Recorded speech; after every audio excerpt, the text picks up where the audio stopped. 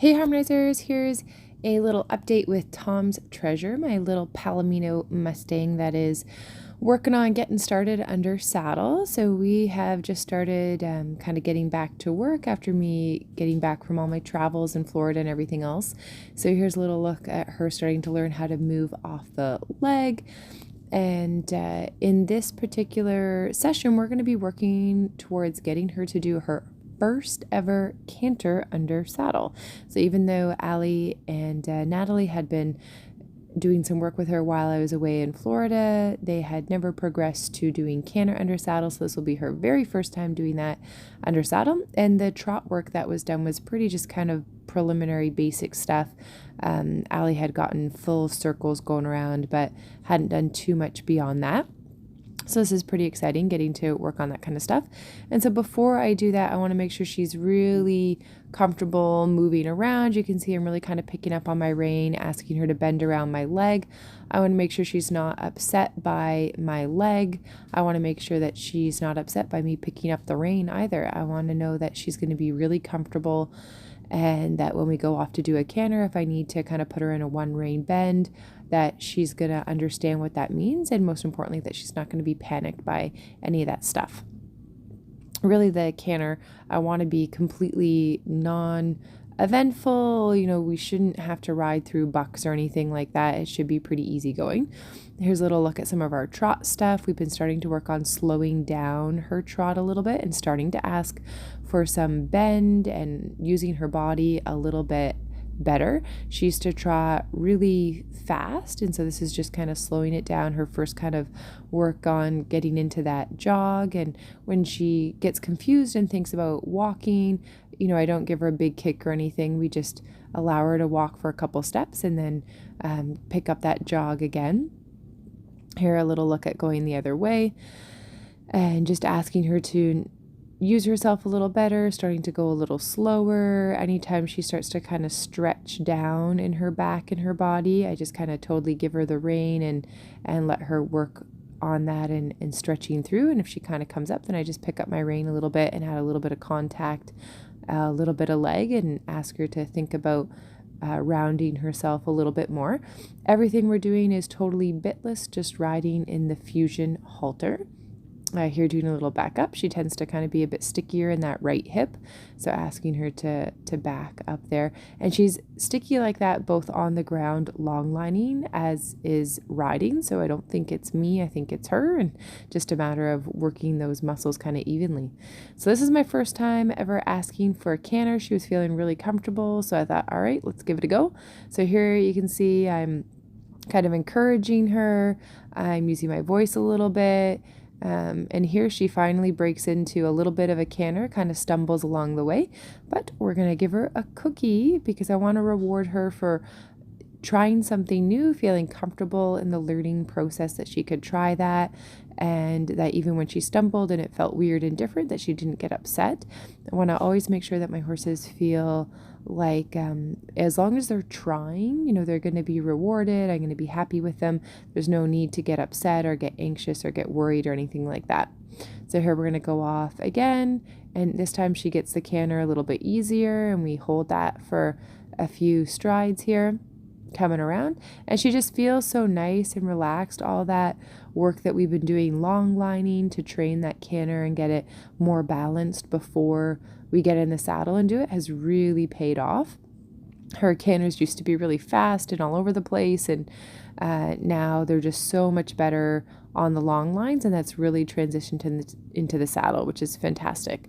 So we did our beautiful little canter. Here we're going to go for another little canter, asking her to move out, slow into the transition. But there she goes into that canter, asking her to hold that canter. And she's looking really nice, feeling really rhythmic in how she's going. Really happy with that. And then our little halt transition there, she's going to earn herself another little cookie. So that's a really good canter to the right. Now what's interesting is now I go to the left, and a lot of horses are better to the left than they are the right, but Treasure is the exception. And even when I started gentling her as a feral Mustang, she preferred that I approach her on the right side. And it's interesting because now as I ask her to canter on the left side, it was much harder for her to figure out and to offer. So I do this kind of fast trot. She kind of has her head up. And whenever I'm asking for the canter, she knows what I'm kind of after. And I don't want to really kick her into it. I'm just kind of encouraging, giving her lots of loose rein. My body position says canter. She ends up doing a little bit of kind of fast trot, so I just kind of slow down to walk for a second because we both need to catch our breath. But she knows she hasn't done exactly what I want her to do because she didn't earn a cookie. So now we're asking again for that canter, and I'm suggesting in my body, I'm trying to stay out of her way and just really let her go and trying to get her to move forward and go for that. And she ends up kind of, being a little sticky. She's not really sure. So I end up needing to ask Sarah, who's the one filming me right now. She's my co-op student that's helping me out. So it's really awesome to have her help and that ground support. And so I end up needing to ask Sarah to start to kiss and smooch and kind of give that ground cue to start to ask her to canter, because we were clearly just not getting it, and I'm asking her to go, and you only want to do so many laps before you actually make some progress because she's going to get tired. And ultimately I don't want to teach her to just run around. So this is me just kind of talking to Sarah and being like, okay, we need to catch our breath, and I'm going to need you to cue from the ground. And so she's getting a little rest break because she's putting up with me, bouncing around on her, and we're doing fast trot, but she's not earning a cookie. And so here's one of the beautiful things about using positive reinforcement and using food rewards is Treasure's not thinking, okay, I totally did what I was supposed to do, because she didn't earn the cookie. There you can see Sarah kind of moved towards me and we finally got our canter. Treasure knows that she didn't quite get what I was that I was after her for doing, because she didn't get that cookie. She stopped at the gate, so we had to continue on and get another canter because I don't want to stop because she stopped. I want to stop because I cue her to stop. So we're going to ask her, and remember, she's already cantered the other direction, so she kind of knows what's being expected. So Sarah ends up having to come quite along here. I'm like, all right, we need you to hurry up and cue us, please. And finally, we're going to end up hopefully in a canter here in a second. But oh boy, that's a lot of fast trot going around. It's definitely tiring for me. I'm like, okay, my cookie pouch is riding up. We need to regroup here. That was not the best stopping position there. So again, Treasure's not earning the cookie because I want her to stop when I ask her to stop. And I'm like, Sarah, come on, cue us, Sarah. And then finally we get going in our canter here, and I totally just stay out of her way. You can see I've got really loose reins. I'm just letting her canter at the speed that she needs to canter at. And this time we stop away from the gate, and she's going to earn her cookie because I want to make sure I get that reward in there and tell her that she's done a good job there. So here's another little look. So it's interesting because going to the right, I was able to ask her to canter completely on my own. And then to the left, she just struggled with it more. And you could argue, okay, well, maybe she's tired, which maybe is true. We won't really know until we do our next session, but she's not dripping sweat or super huffy puffy or anything like that. So I don't think she's really that tired. I think she was just not as confident going into the session. So that was a nice little look at our canters. So after that, I rode up into the other end of the arena and did some obstacles and things. I decided for her trots and canters to just keep her in the other half of the arena because my dogs might go running in and out of this end of the arena, or sometimes birds fly in, and because there's kind of that gap where they can see out and they can see the other horses. For our first experience together with the canter, I just didn't want to be cantering by that end of the arena and somebody do something out in the paddock or whatever, you never know what's going to happen. Horses will be horses. So I just didn't want something to happen that would cause her to get excited and have a bad experience for our first time cantering together. So we just didn't do that down there.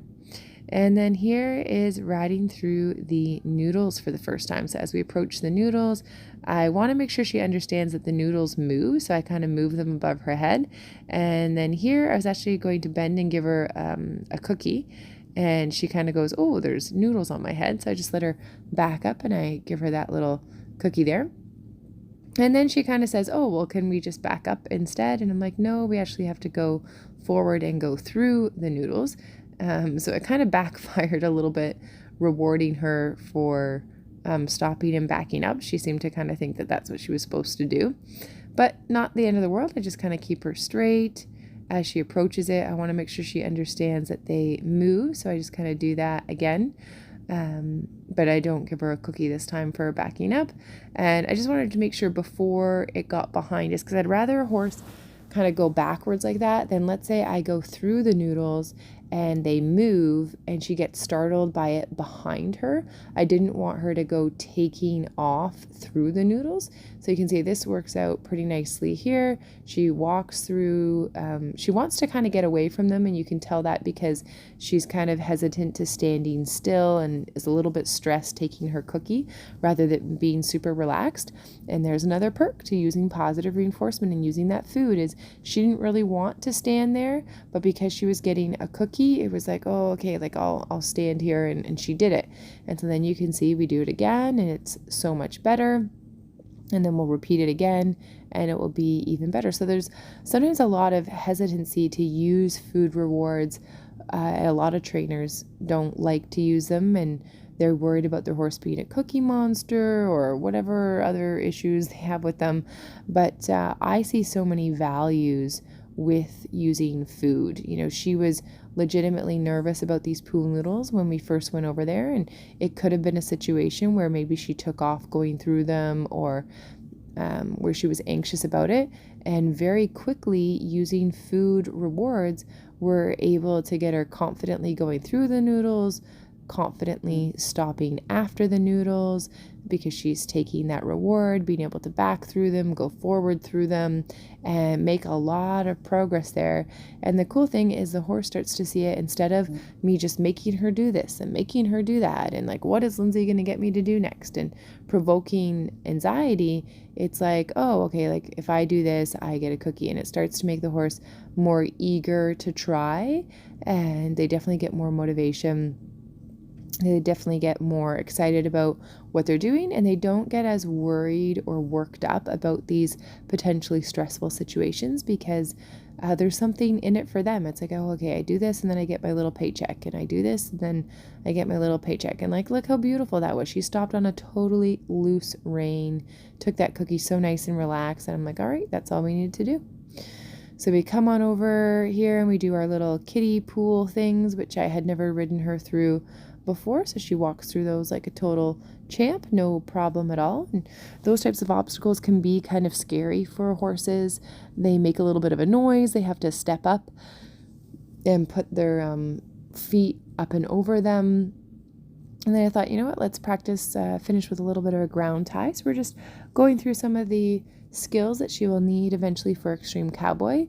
My goal for Tom's Treasure is to train her on some Extreme Cowboy stuff, so we'll kind of see how her future goes with that.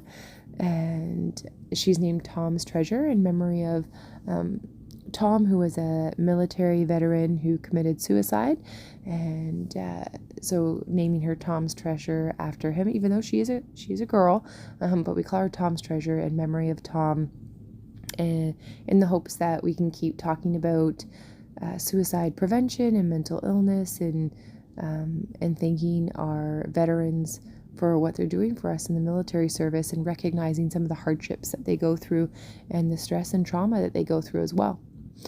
So here are some cookies for Miss Treasure, as she's doing super awesome with doing her ground tie. I was really happy with that. So all in all, I am over the moon with her. She is feeling so awesome. This training's going so well, and I'm super excited about her.